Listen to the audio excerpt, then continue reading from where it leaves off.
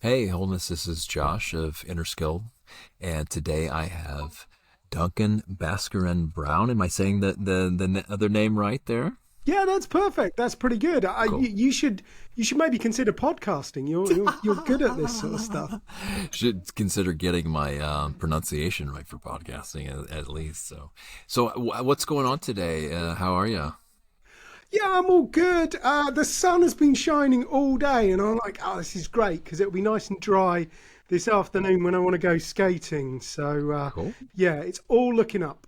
Well, right on. Yeah, here in Denmark, it cleared up already. It was really windy last night, and now it's starting to clear up a little bit.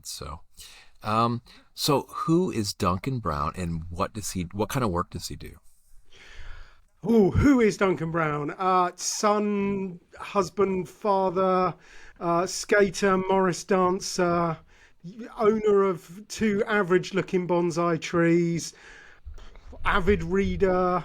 I don't know what else. Oh, I do like a silver coin as well. That's kind of all of the extraneous detail. What do I do for a living? Well, I think there's this misconception. People think that what I do is I help people to stop drinking, but that is not it. What I do is I help people to start living.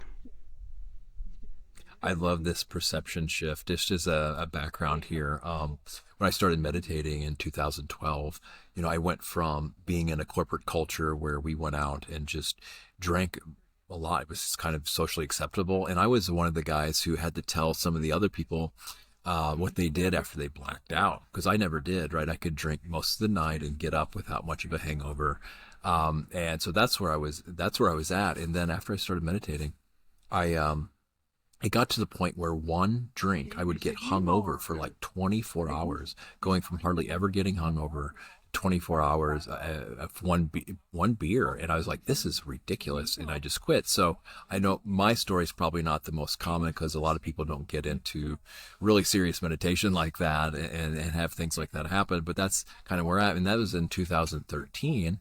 And yeah, so and I will also say that I have lived in the UK, just just visiting, just kind of like for 3 months, 4 months, maybe five, something around there.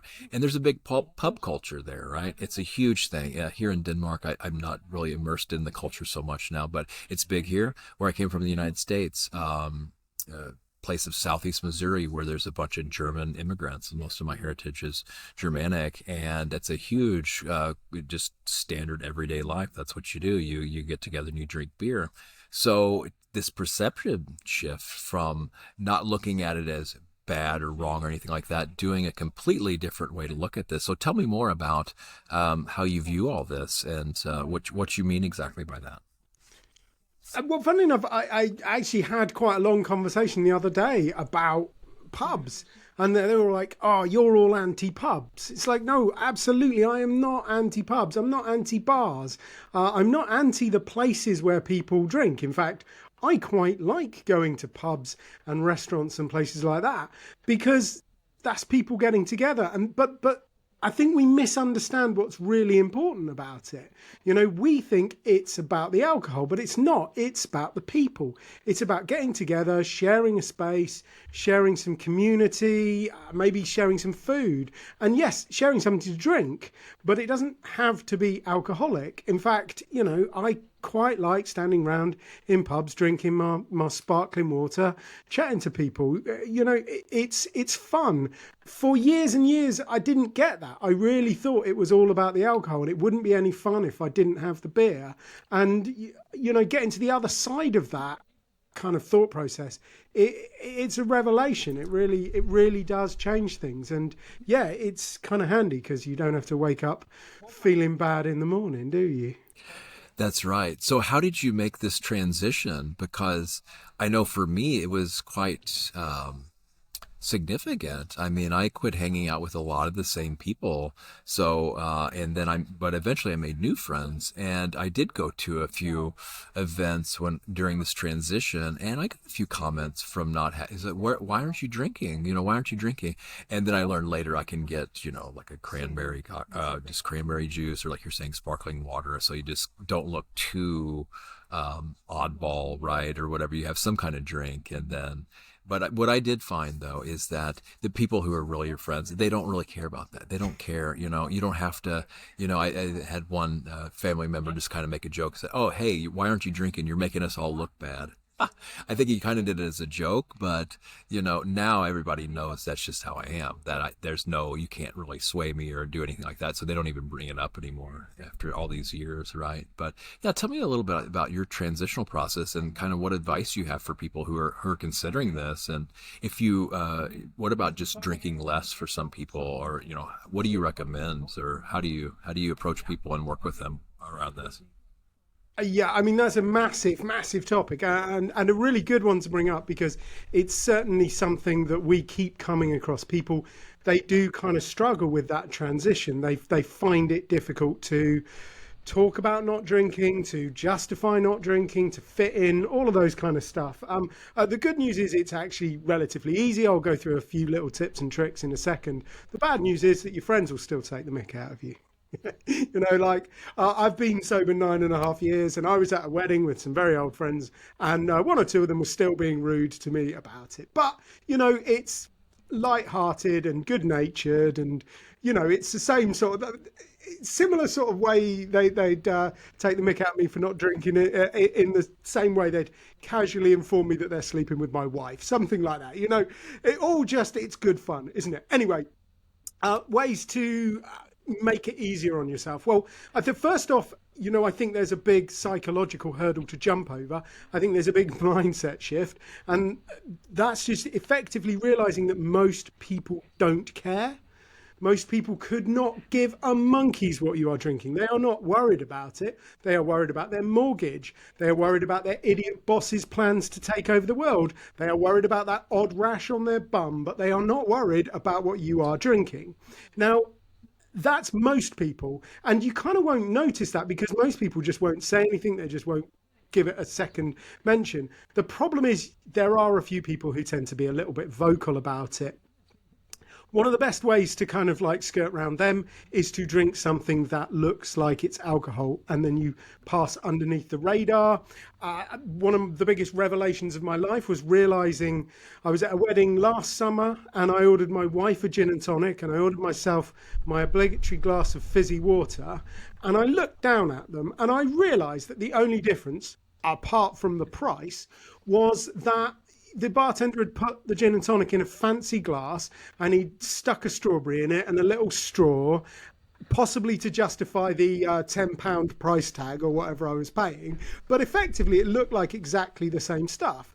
So the next time when I went back, and I just asked him to put my drink in the same drink as my wife's, and he just went, "Oh yeah, all right then." And he thought it was quite good fun, and he kind of went a bit over the top and stuck 2 strawberries in. So yeah, if you can get something that looks like you're drinking, then that kind of disarms it in the first place. You have to be a bit careful with that, because if you drink alcohol-free beer, there's loads of great alcohol-free beers, and you don't tell anybody, then when they go to the bar, they will probably buy you a beer with alcohol in. So you do have to be a bit careful. In terms of not getting too much grief off people, the thing that I've figured out works the best is to not be too aggressive about it. So most people that drink actually want to drink less.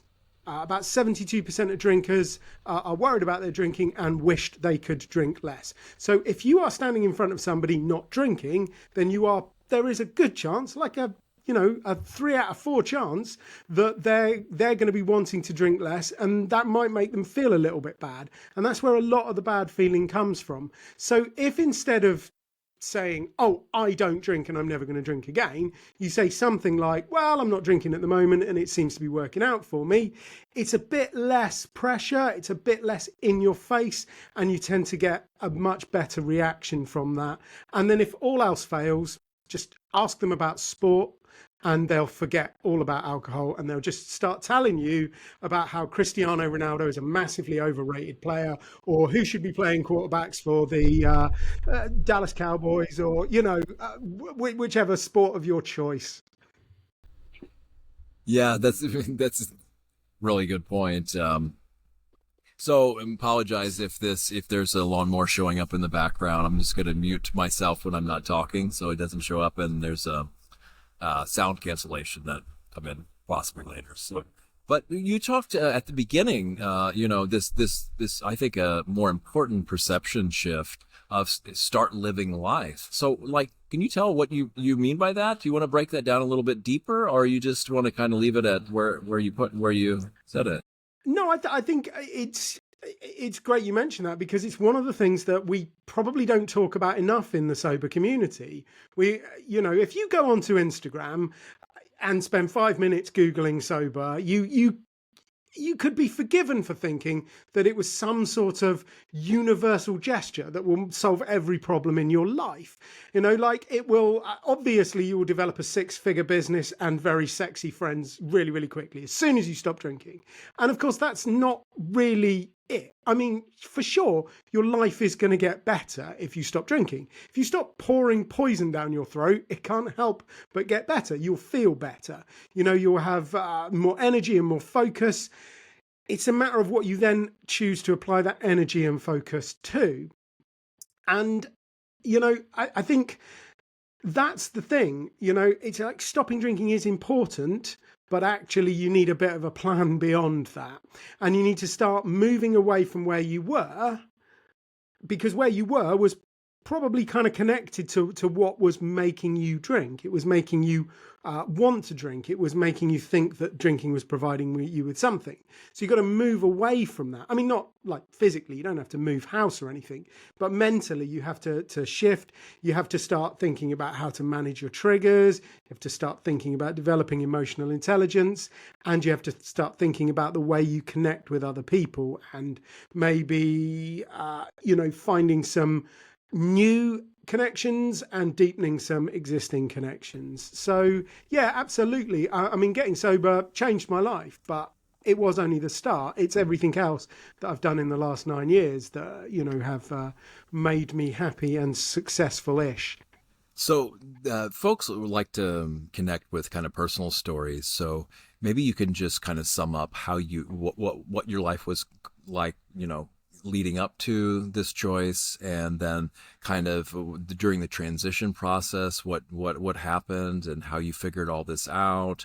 If any places, any advice or mentors you look towards, or and then if. I also want, before I forget here, ask you about these 12-step programs. I mean, this notion of, okay, is it a problem or not? Is it just, okay, I'm just a regular drinker and then I just want to do something different? Or do I need to recognize if there's really a problem, and if that factors into this whole thing too? Yeah, I mean, there are various different tools you can use that will give you an indication of where your drinking sits on a spectrum. And I think realizing that it is a spectrum is quite important. I think there's this kind of idea that there's 2 types of drinkers in the world. There's people who have lost their job and drink vodka in the morning, and then there's everybody else. And so long as you're not drinking in the morning, you're all right. And of course, that's not true. And it goes from low risk drinkers. There are some people that drink infrequently who I think we can safely call low risk drinkers, and then you go into people who are drinking in a medium risk, and then you start to look at severe and very severe drinkers, and then right at the end of the very severe drinkers are what we think of as problem drinkers, people who've lost their job, their family, their dog and their car kind of thing. But there's actually quite a big spectrum, so you can define where you sit on that spectrum. You can give yourself a nice neat label. And, I don't want to do that down, because to some people that does really genuinely help. But for me, I don't think it's anywhere near as important what you call it as what you do about it. So I think getting a bit of help is what you need to do. And yeah, I mean, if you, at the end of the day, there's only one real question that matters. Is your drinking causing you a problem? If yes, then by definition, you are a problem drinker and you should do something about it. If no, then, maybe get yourself educated, go out, talk to a few people, think about it, but don't dwell on it too much. But if it is causing problem, get some help. And there is so much help out there. I mean, you mentioned the 12 steps. I'm sure all of your listeners have heard of Alcoholics Anonymous. They are fairly famous. There are also other group programs out there, Smart Recovery, Recovery Dharma, Life Ring, things like that. So there are certain elements about AA that put people off. If that's you, don't worry about it. There are other group programs out there that might gel much better with your philosophy or your approach. If group programs put you off, then there's plenty of things you can do individually. There are many therapists out there that will work with you from a kind of like top down or bottom up approach. They'll help you to deal with the issues that are making you want to drink. And once those issues are dealt with, often people find that the need to drink sort of falls away. Or you could take it from the other perspective. You could get a sober coach, somebody working in something like cognitive realignment, which is sort of a bit like cognitive behavioral therapy, which I'm sure all of your listeners have heard of, and they will help you deal with the problem. And then once you've dealt with the problems around drinking and you've got yourself sober, then what a lot of people find, it's much easier then to deal with the kind of the underlying issues as to why you were drinking and to build that self-awareness, emotional intelligence, all of that kind of good stuff. So there's lots of different ways of doing it. So don't feel like you're going to have to be pigeonholed. For me, what kicked it off was one big event. My wife and I, we were doing fairly well in life. I was quite a competent adult. I was pretty high functioning. I had quite a lot of success in my life. We had a nice place to live, it was all of that. So we thought we'd do the most adulty thing ever, obviously have children, which was great fun. Well, I mean, the trying bit was fun, wasn't it? And then we were instantly, as soon as my wife got pregnant, we were that stupid, naive couple, the one that's like all smiles and just no idea what they've let themselves in for. And it was utterly amazing until my wife had a miscarriage, and it just wasn't amazing anymore. It was completely awful. And, that was obviously very, very hard on her. She it was a big strain emotionally, physically and mentally. But what made it even worse was, I just wasn't there for her. My default reaction to any kind of problem, hard times, difficult emotions, anything like that, it was always to just pour myself into a bottle of wine. So I kind of just, got drunk and ignored her for a little bit, which is obviously, I know now, not really good behavior, is it? But it did, as I say, it kind of brought stuff to a head. And I didn't have one of those moodily lit 4 a.m. moments, where you're staring into the mirror and it all crystallizes into this one question. But I spent a lot of time, looking inside myself and, trying to figure out what the heck Duncan was actually for. What was it that I wanted in life? And I can see now it came down to one basic question, what do I want? Do I want another drink or do I want a family? Good news is, of course, I made the right decision. And almost 9 months of the day after I stopped drinking, our daughter was born. And that was amazing for about 10 minutes. And then it filled my life with a whole other world of problems. But they're good problems, aren't they? They're the kind of problems you want. Well, cool. That's wonderful, great story there, and journey. And so, yes, and congratulations on fatherhood. Not that I know of anyway. So, now, whatever reason this is coming up too about interventions, like how do you feel about these? I have no clue. Of course, on the one hand, I can say, well, it might be, I know it would suck, but if this was intervened, it might help not only them, but it could help everybody around them, society at large. But on the other hand, it's just like, okay, how much am I stepping on someone's journey? Won't they just leave them by themselves, and eventually it will kind of sort itself out. So I guess these are kind of the two extremes. How do you, and I have no preferences. If you want to comment on this or have any advice or views on this. Yeah, I think that there's this idea that people have got to want to change, and there is obviously some merit in that. I mean, that's that's why it's almost a cliche, isn't it? Because there is a lot of truth in it. Without the willingness of the individual, nothing is going to happen. However, the statistics in America, certainly, where people are mandated into therapy a lot more than in the UK, for example. It shows that people who volunteer to go into rehab are about as successful as people who are forced to go into rehab. And this does kind of tally with my own experience. That I think you've got to be enormously careful about it. But what I have noticed, I get a type of client, and I will be honest, they are usually men. And they have been forced to come along, usually by their wives, and they're sitting there thinking to themselves, well, this guy is an idiot. And I know he's an idiot before he's even opened his mouth. And all I'm going to do is I'm going to listen to him for a little bit, and I'm going to realise that he's an idiot, and then I'm going to go home and I'm going to tell the wife that it didn't work, and that's that. I can go and get drunk. And I mean, I am an idiot. I don't want to missell myself, but I'm not that kind of an idiot. What they sort of realise is that actually I am like them.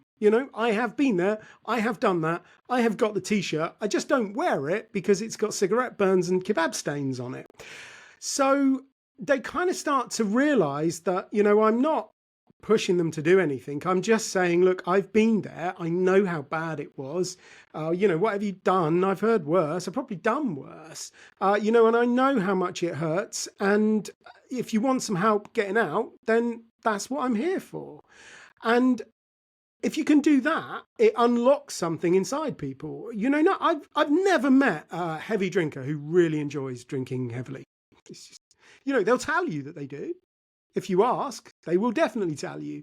If you push them, they'll often get a bit defensive about it and tell you how wonderful it is. Sometimes they even try and convince other people to drink heavily, don't they? So come on, you will have a drink, won't you, Duncan? But they're not really trying to convince other people. They're trying to convince themselves. So you've just got to put them in the right situation. And in the right situation where they feel safe, where they feel comfortable, then they're able to express the fact that they don't enjoy it.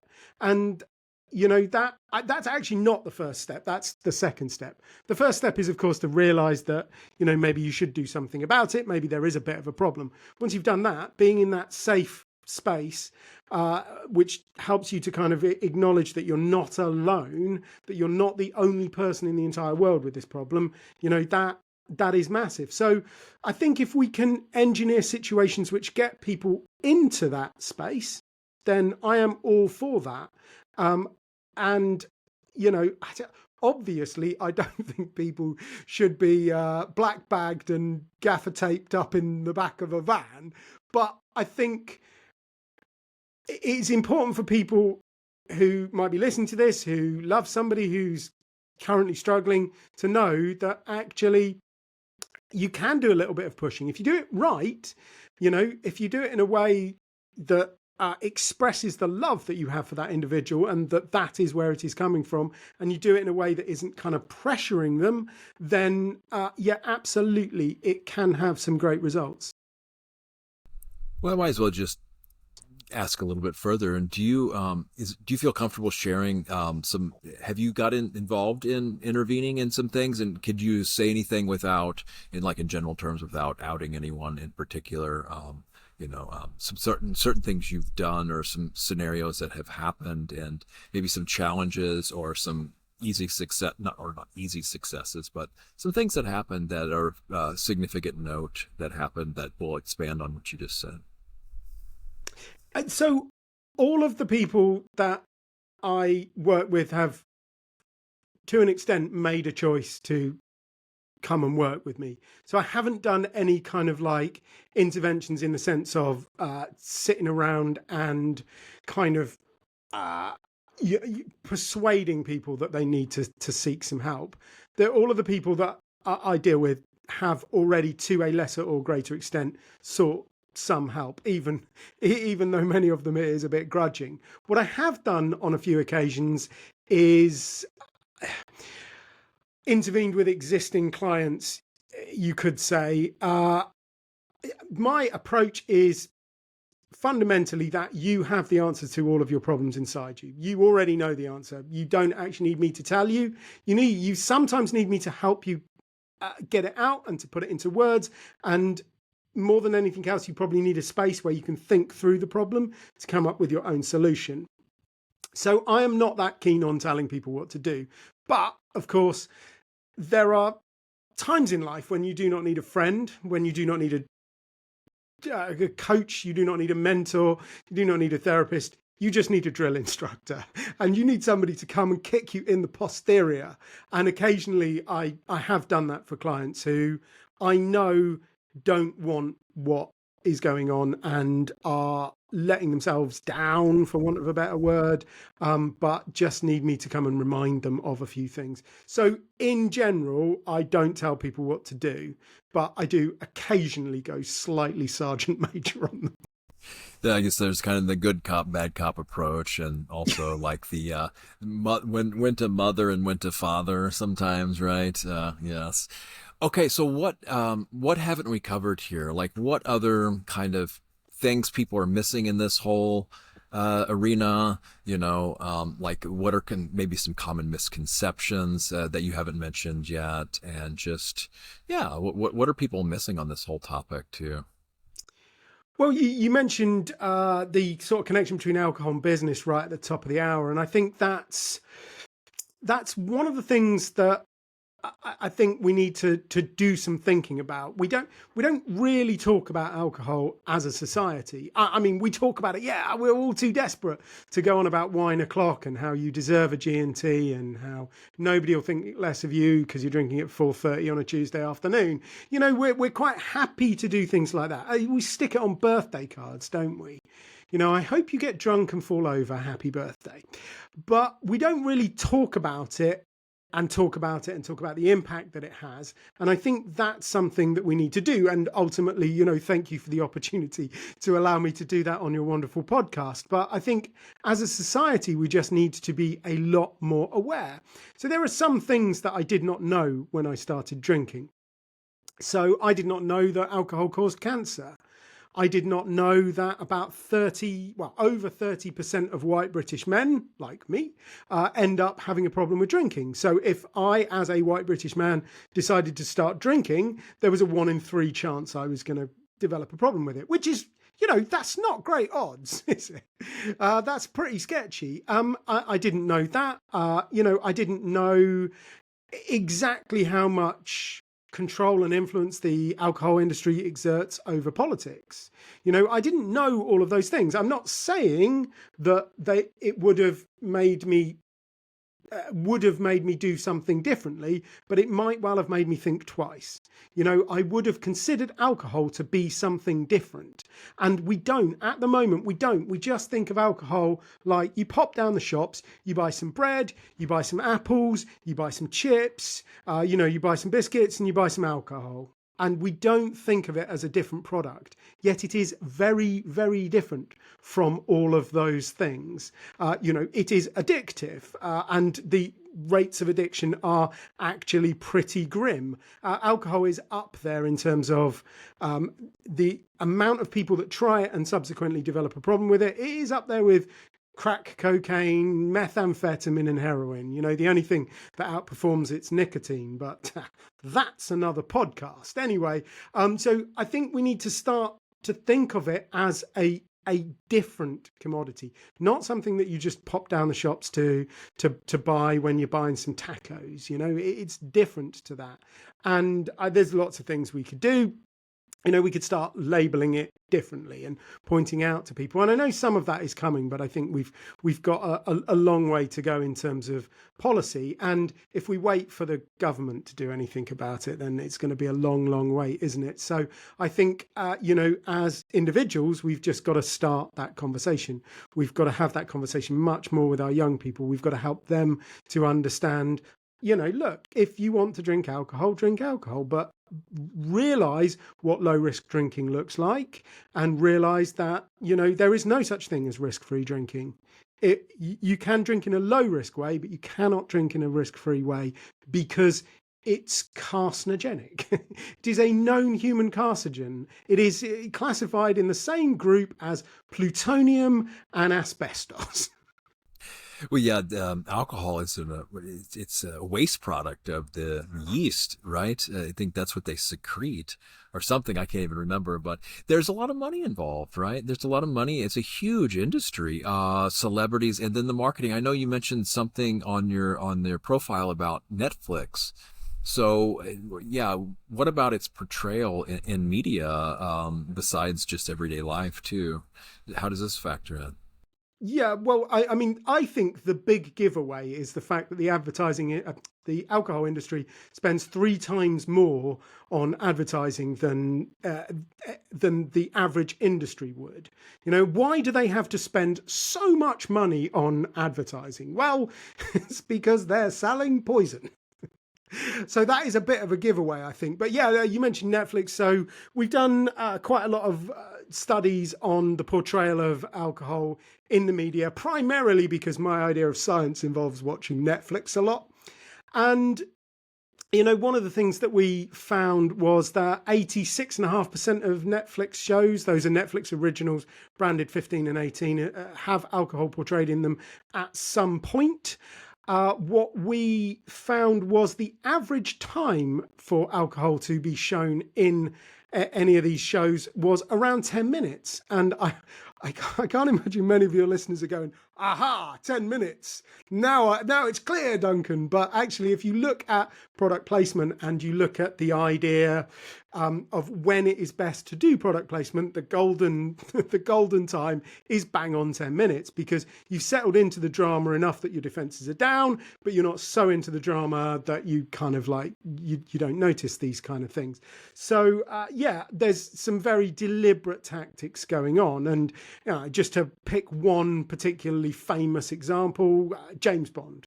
You know, everybody knows that James Bond drinks. In fact, everybody knows what James Bond drinks. And I'm not saying Ian Fleming set out to, write an advert for the drinks industry, but that is what it has become. And I think Heineken paid 45 million US dollars to get their products into one of the Bond films. I guess the real irony of it is I read Intelligent Fitness the other day, which is by Daniel Craig's personal trainer. So he talked all about the regime that Daniel Craig went through to get that kind of body that walked out of the sea in these swimming trunks in Casino Royale. And frankly, it didn't sound like much fun. You know, it was a lot of 5 a.m. starts, a lot of will-sapping plyometric exercises that I hope I never have to do. There was a lot of caffeine involved, but there was absolutely no alcohol. And Daniel Craig does drink, you know, but I have no doubt at all that when he films the Bond films, he drinks a lot less than he normally does, because you can't do that kind of like elite athletic performance after a few beers. So there, I think, is one of the real ironies of it, isn't it? You know, it's being used to sell alcohol, but the people that are producing it are drinking a lot less than they normally would. And that is why the alcohol industry needs to spend a lot of money on advertising, because it is selling a lie.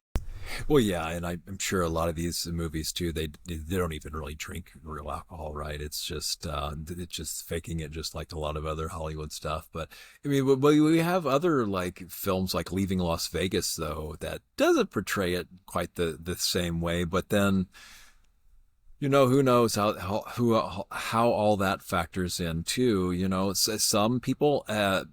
It's such an inverted, twisted, upside down, backwards world that, you know, some people think, well, to be a great artist, I need to really go through some hardship in my life, right? I really need to hit the Skid Row or whatever because otherwise I can't have inspiration. But then you get other people like David Lynch who say, no, you can't be productive like that. You know, if you do that, you can't produce a lot of art because you have too much downtime going through so much stuff. Yeah. So yeah, it really is a fascinating, and then Mad Men, right? These people who in the advertising industry who would come up with all kinds of ways, and the fact that doctors used to sell cigarettes, and on and on and on, right? Yeah, yeah.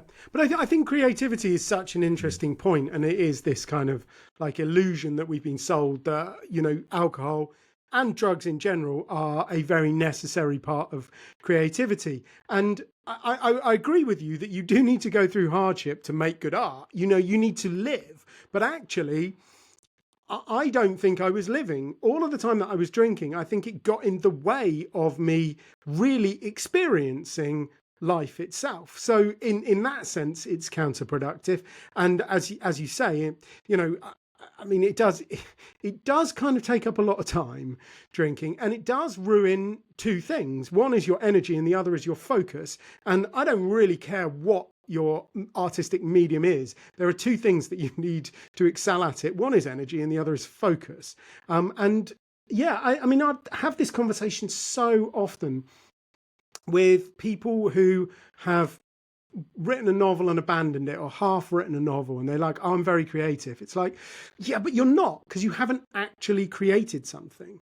And for me, I did that a lot when I was drinking. I would write stuff and then never do anything with it.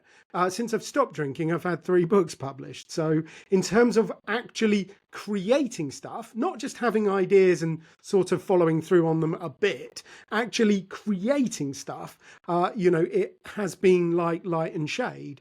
And you can actually look at some of the great, drinkers of this world. F. Scott Fitzgerald, for example. Yeah, he wrote a few good books, but he also died in his mid-40s.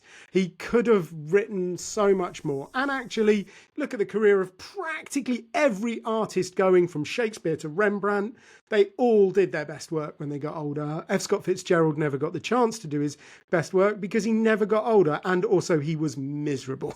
Like, he was one of the least happy people in the world. So yes, absolutely. If it guaranteed you artistic success, I still wouldn't drink the stuff because it would just make you miserable.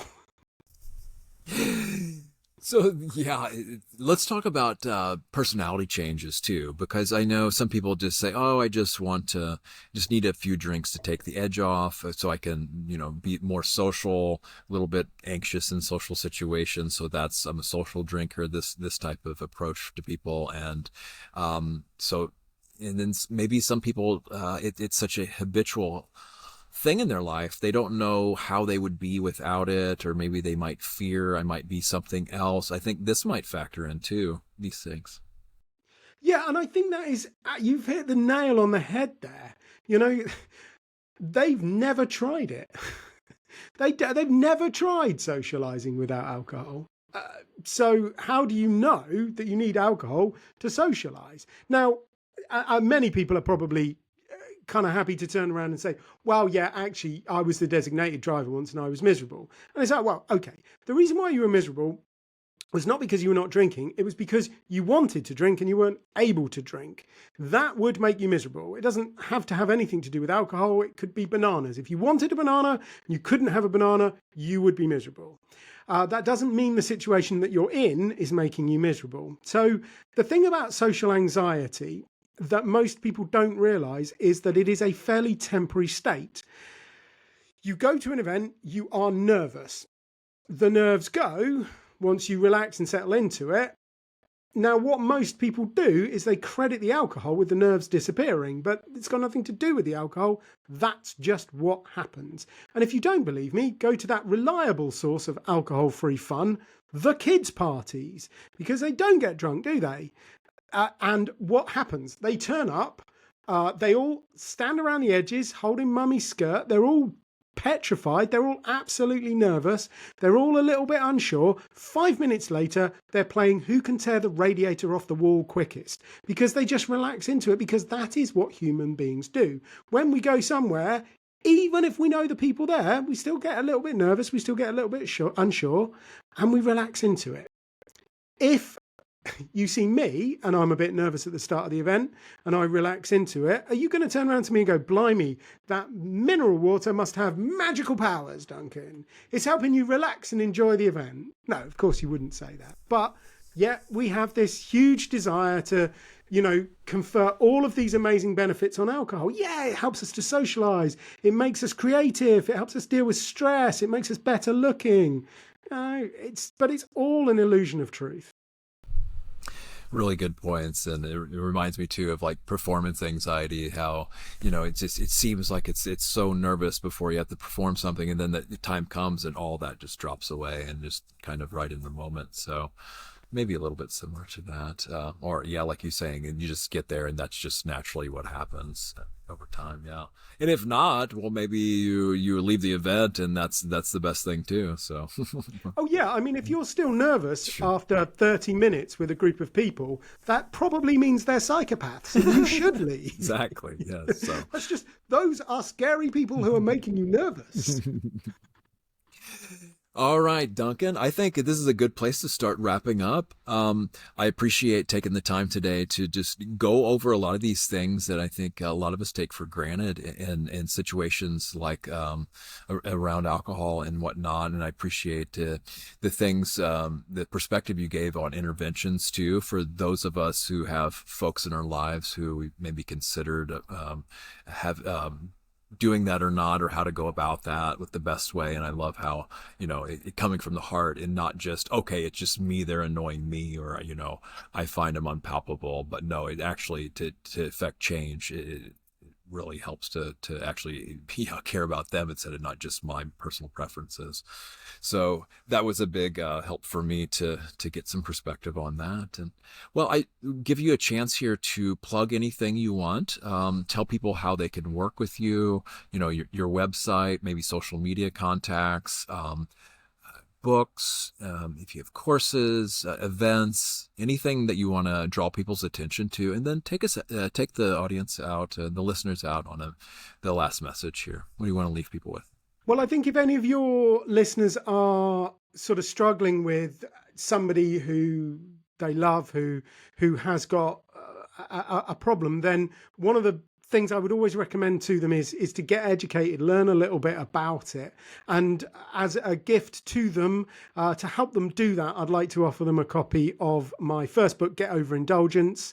It's pretty short, it's kind of funny, and it will just give you a little bit of a gentle idea of, how change can be achieved and how it is possible. So yeah, I'd like to offer that to your listeners for free. If they put that into if they put getover.uk into the internet, then it will take them to a bit of my website. You can download the PDF or the Kindle version of that, have a look. And of course, if you enjoy that, or if that loved one happens to be a man, then I would suggest reading another amazing book called Real Men Quit, which is, it has much more about James Bond in it. It also has a lot about sports and Star Wars and Terminator. And it's got a lot of bad jokes because, I wrote it for men and we do like a bad joke. So you can get that on Amazon. Just fire up Amazon or your favorite internet bookseller, stick in Real Men Quit and grab yourself a copy of that. Or buy it for the person whose life you are trying to change, because it's probably about a 75% chance they're a man anyway. If you do put getover.uk into the internet, get yourself a free copy of Get Over Indulgence. That also takes you to a bit of my website.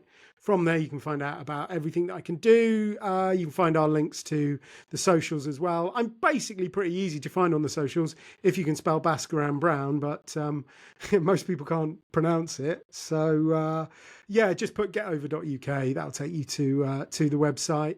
And please feel free to connect with me. I live to serve. If I can't help you, I'm pretty sure I know somebody who can. So please get in touch. In terms of final thoughts, the one thing I would like everybody to have tattooed across their heart are the words, "You are enough." Because you are enough. You have absolutely everything that you need inside you to live a fruitful, happy, fulfilling, meaningful, purposeful life. You don't need alcohol. You don't need cigarettes. You don't need junk food. There's a heck of a lot of stuff you don't need, because you are enough.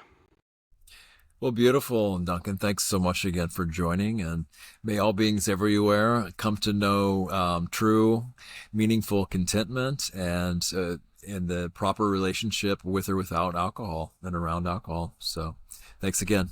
Bye now.